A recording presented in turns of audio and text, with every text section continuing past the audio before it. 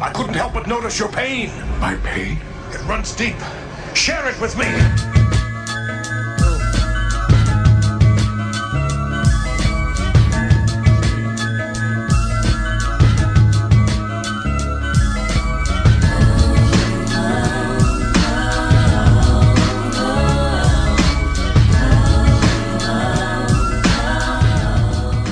Yo, what's up, guys? Welcome back. It's been about 2 weeks since the last time I posted, and today what we're going to talk about is nothing really in particular. You guys know how like every once in a while I like to vent, get some things off my chest. It's kind of like my therapy session. So that's what we're going to do today. In a few days, I promise, either Friday or Saturday, we're going to talk about adrenal fatigue. And that's one of the missing links, one of the most overlooked aspects of losing weight and getting in shape and getting healthier. So check back in a few days for that. Today, I am venting. I'm about to drop like, atom bomb. I'm about to just blow a mushroom cloud right now because some things are really irritating me out in the world. And so I'm going to let it go right now and be done with it. Number one, parents. Parents are getting on my nerves. You know what I'm saying? Do you guys remember when you were in grade school and the worst thing that you could have been in grade school was the fat kid? Because the fat kid always got picked on. He never got picked, or he was the last person who got picked to play basketball and whatnot. You did not want to be the fat kid. But now you look at these elementary schools. Just drive by an elementary school these days, and there's nothing but fat kids. These kids don't look healthy. These kids are portly. These kids are huge. And the thing is that you go out, you go to the supermarket, you go to the mall, you go wherever, and what do you see? You see fat, obese, overweight parents walking around with their equally fat, overweight, obese kids. And that is killing me.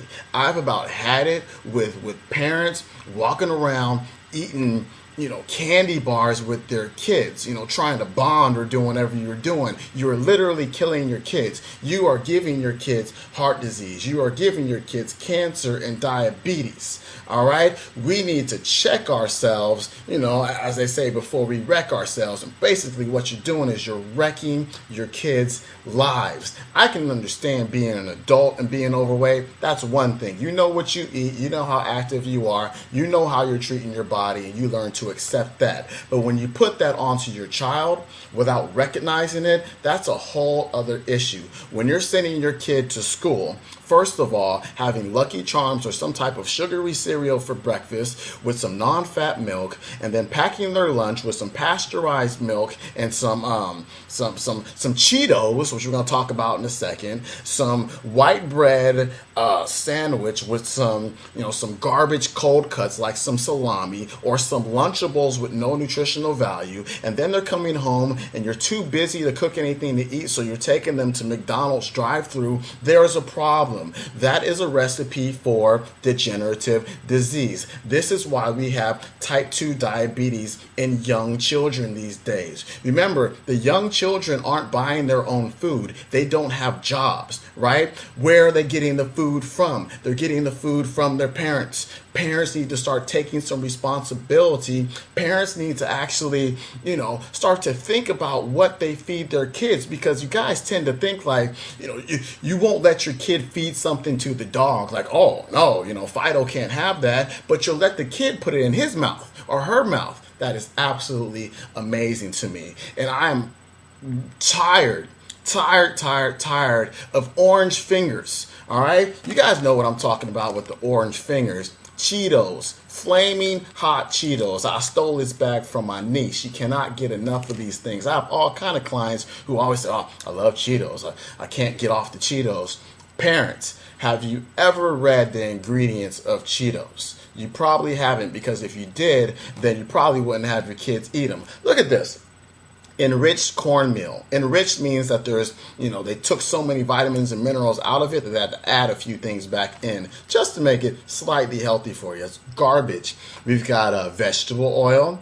corn, soybean, and sunflower oil. We've got salt, processed salt. We've got maltodextrin. We've got sugar. We've got monosodium glutamate, a neurotoxin. We've got autolyzed yeast extract, which is another way of saying MSG, monosodium glutamate. So they could have just put it down there twice. We've got all of these dyes. We've got red 40 lake, yellow 6 lake, yellow 6, yellow 5. Yellow 6 has been linked to tumors on the adrenal glands. You probably didn't know that because you probably didn't look. Partially hydrogenated soybean and cottonseed oil. First of all, cottonseed isn't even considered a food. They can spray whatever they want to on it. They can do whatever they want to with it. Partially hydrogenated oils are a trans fat. You're giving your kid heart disease. You've got all kind of crap on here that I can't pronounce after that. Anything that I can't pronounce is not good for your kid's liver. We have to start thinking about the toxic load that we're putting on our kids. We have to think about the fact that they have little small bodies, all right? And they're not supposed to be able to withstand all of these toxins that we allow them to put inside their body. This is garbage. And the thing is that when I talk to parents and I talk about the foods that they eat when they come in for some personal training or consulting with me, they say, oh, I have cookies, I have fruit roll-ups, I have this. Why? Oh, because we keep it around the house for the kids. For the kids? Don't you understand that your kids are developing and they don't need sugar and salt and trans fats and whatnot? And the thing is that you can't really blame the kids for not being able to pay attention in class, for getting poor grades, for having behavior problems when you look at their diet. Because let's go back to the last video I did, about the cells. You're not giving your kids what their cells need in order to build strong bodies, to be thinkers, to be, lean, healthy kids. We are giving them the recipe for obesity, and then we blame it on genetics. We say, oh, we've got obesity in our family. Oh, we've got heart disease in our family, cancer, diabetes in our family.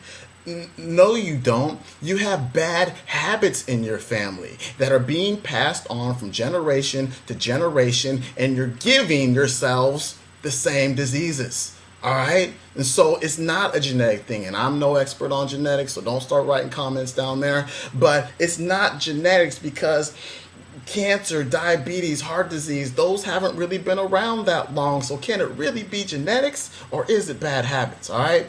Before I move on, I got to say 2 words about G2.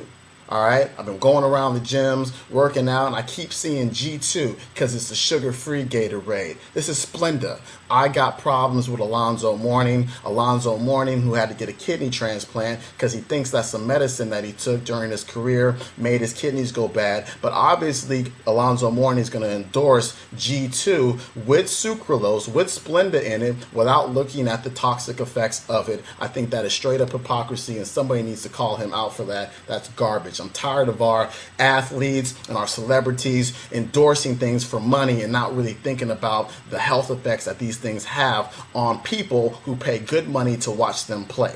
Lastly, I'm tired of excuses. Excuses. That's all I hear. All these people who say, I can't afford organic food. I can't afford the free-range chicken. I can't afford the grass-fed meats. But you got the latest pair of Jordans on. But you got 22, 24, 26-inch rims on your Range Rover. Are you kidding me? What is going on with our priorities when we can't afford to feed ourselves correctly, but we can afford nice cars and we can afford nice clothes and all that stuff, but then we give this much of our expendable budget to actual food and what's going to keep us healthy?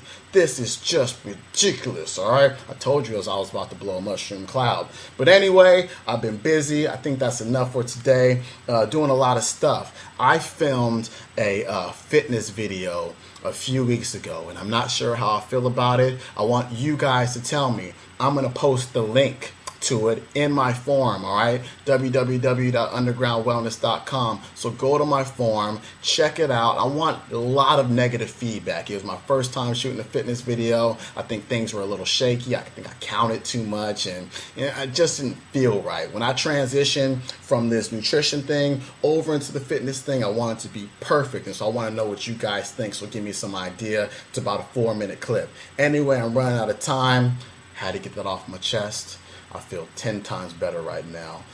It's good to get that stress out. And speaking of stress, we're going to talk about adrenal fatigue, like I said earlier, which has all to do with stress. Friday or Saturday, come back. I'm out. Undergroundwellness.com, myspace.com/undergroundwellness. I'm on Facebook. I'm everywhere. I'm out. Peace.